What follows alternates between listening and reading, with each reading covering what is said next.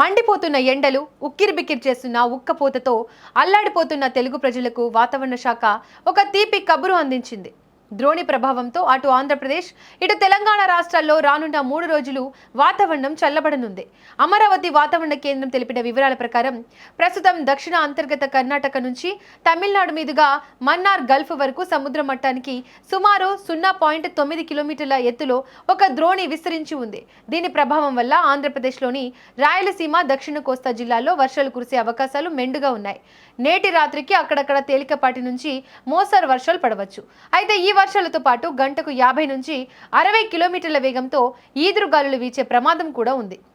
అంతేకాకుండా పిడుగులు పడే అవకాశం ఉన్నందున ప్రజలు చెట్ల కింద ఉండకుండా జాగ్రత్త పడాలని అధికారులు హెచ్చరిస్తున్నారు.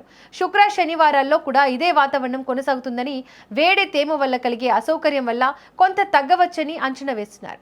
ఇక తెలంగాణ విషయానికి వస్తే హైదరాబాద్ వాతావరణ కేంద్రం కూడా వర్షాల సూచనను ఖరారు చేసింది.